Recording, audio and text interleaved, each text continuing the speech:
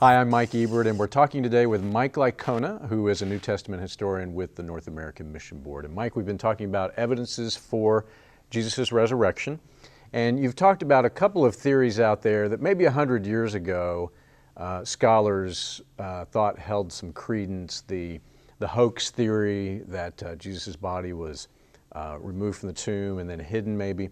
The apparent death theory that he really didn't die. That accounts for why Jesus appeared to the disciples and the others. But those have been largely discredited now. What are some alternate hypotheses and theories, though, that do still hold up and that some scholars still believe may account for the resurrection? Well, perhaps the most popular one today is the hallucination theory. That is that Jesus' disciples were grief-stricken, and so shortly after his death they were confused and in grief, and so they experienced hallucinations of the risen Jesus. But this was popular 150 years ago. It's been in disrepute with scholars for some time until recently it has experienced a resurgence. But it suffers from many of the same problems it did 100 years ago, and now with what we know from modern psychology, it has even more problems. So for example, modern psychology has revealed that there are multiple modes in which hallucinations can be experienced. And I'm getting this information from one of the most recent comprehensive works on the subject, and that is a book titled Hallucinations, The Science of Idiosyncratic Perception, written by Ehlman and Lahra'i and published in 2008 by the American Psychological Association. And the modes in which we typically experience hallucinations would be audio, where you hear something that isn't really there, or visual, you see something that isn't really there, or you feel touched by something that isn't really there. That's called a tactile hallucination. A kinesthetic hallucination, where you feel like you're in motion. You know, like when you wake up because you felt like you were falling off a cliff or off of a building. Right. That's called a kinesthetic hallucination. Or an olfactory hallucination, where you smell something that isn't there, or a gustatory hallucination, you taste something that isn't there. So hallucinations are experienced in these modes. Now, people usually experience hallucinations in a single mode rather than multiple modes, like seeing and hearing something, except in the case of drug inducements, drug addiction. Then people will experience it in multi-modes typically, and in some other cases as well, but mainly with the exception of drug addiction or drugs. So here's what we have when we come to the disciples' experience in it. Okay, they all experienced visual hallucinations, because the earliest reports say in 1 Corinthians chapter 15, verses 3 through 7, which virtually all scholars who studied the subject say that this is an oral tradition that predates Paul's writings, and that Paul got it from probably the Jerusalem apostles. So it's going back to the eyewitnesses themselves. So this is really, really early and eyewitness testimony. So it's all visual. He appeared to Peter, then he appeared to the 12, then to more than 500 at one time, then to James, then to all the apostles, and then last of all, Paul says he appeared to him. So it's all appearing. So what are the chances that all of these people, if they're going to experience hallucinations, that they're going to do so in a visual sense, and then they're going to experience the same content? It's not going to be the Jewish or Roman guards coming to get them, which, if they were fearful after the crucifixion of Jesus, that could very well be a reason or the content of their hallucination. But no, they didn't experience that hallucination of that. They all experienced it of the risen Jesus. And we also know that hallucinations and group appearances, group hallucinations are extremely rare, if not impossible. And so you'd be looking at not one, but 3 group hallucinations, to the 12, to more than 500, and to all the apostles, which makes it very, very, very rare. So, you know, when you put all of that together, and plus the skeptic, the church persecutor Paul, it's very unlikely that he would experience a hallucination, because he's not grieving. He's glad Jesus is dead. He's wanting to dispel of the Christian cult, which he sees as a Jewish heresy. and feels called of God to do this as a zealous Jew. And so he's not going to be grieving Jesus' death. He's glad Jesus died and he wants to see the church destroyed. So the hallucination theory accounts for very little. In fact, just one more thing about that. The highest, according to Ehrman and Lorai and other studies, the group that experiences the highest percentage of hallucinations, their members, would be senior adults bereaving the loss of a loved one. And in multiple studies, about 50% on average experience a hallucination of their deceased loved one. Most of those, 39%, is a sense of presence. They don't see them, they don't hear them. It's a sense of presence that they're in the room, okay? That's 39% of the 50%. So basically 20% of all bereaving senior adults.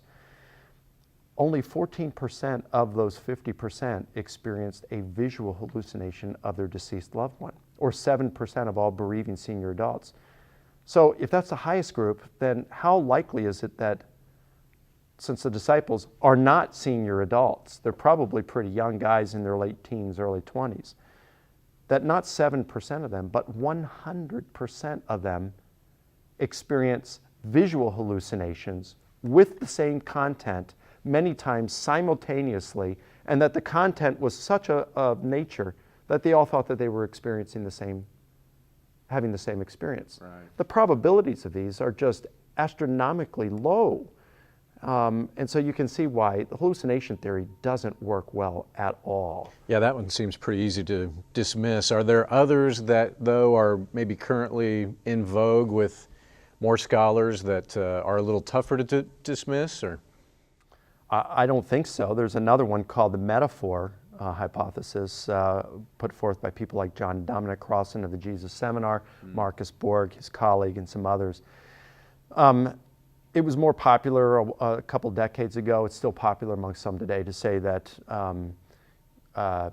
they went to the scriptures, they saw justification to believe that God had vindicated Jesus as he would all the righteous martyrs, and that Jesus had been taken to heaven. If they experienced any kind of appearances, they were visions, they were dreams.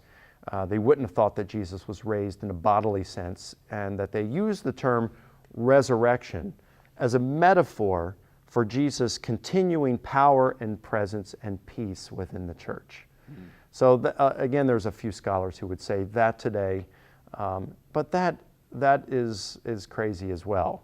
A few problems with that is they have to misinterpret several of Paul's letters. Like, for example, a major passage is 1 Corinthians 15:44, where it says that when it's talking about the resurrection body, it says the body that we have now is sown a physical body and raised a spiritual body. Well, when you translate it physical, spiritual, it sounds like material, immaterial.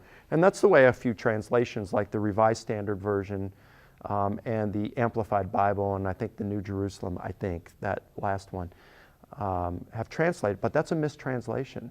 I've done a word study on those two Greek terms for natural or physical and spiritual.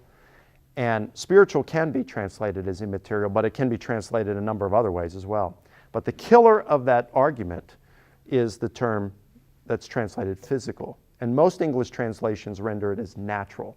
It's the term psychikos, and it appears just shy of 850 times from the 8th century BC through the 3rd century after Christ. And on no occasions is that ever translated. Does it mean physical? Which means that's a poor translation there. When you look at Paul's writings elsewhere, he's pretty clear in my judgment that he's meaning physical bodily resurrection. So you've got that problem.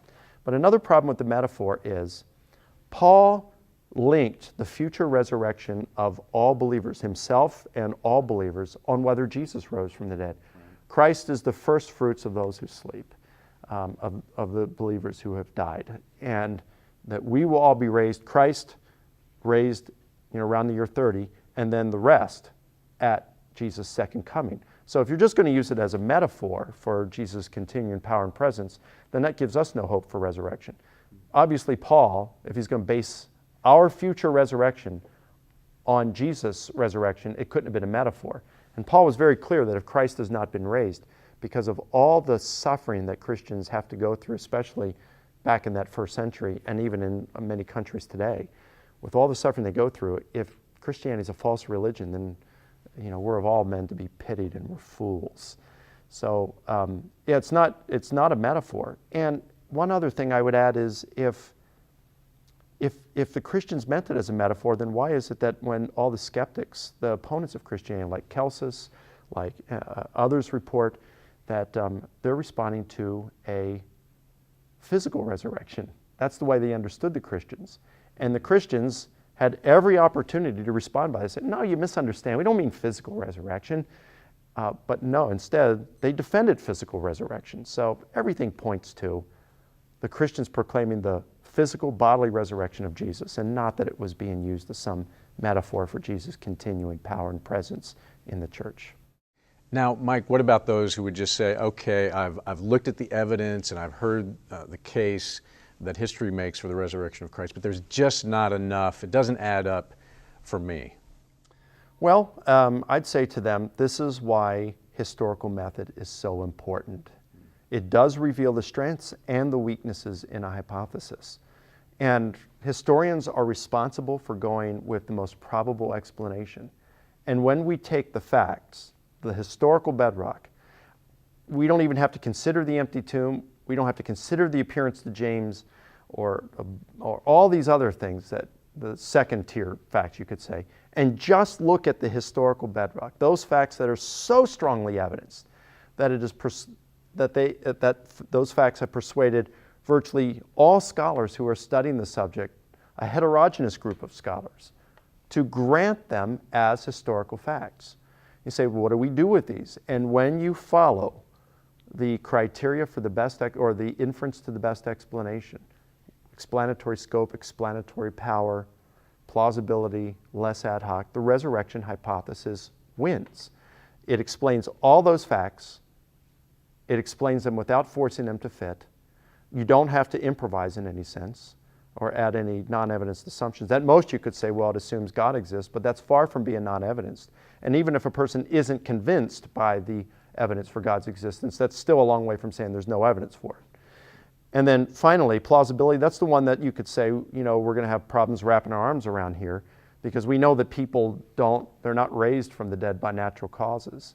But no one's really claiming Jesus was raised by natural causes. The claim is that God raised Jesus from the dead. And if God exists and wanted to raise Jesus, then there's no reason to believe that it's improbable in any sense. So I'd say you got to look at the evidence, go where the evidence leads. I think we do have enough evidence.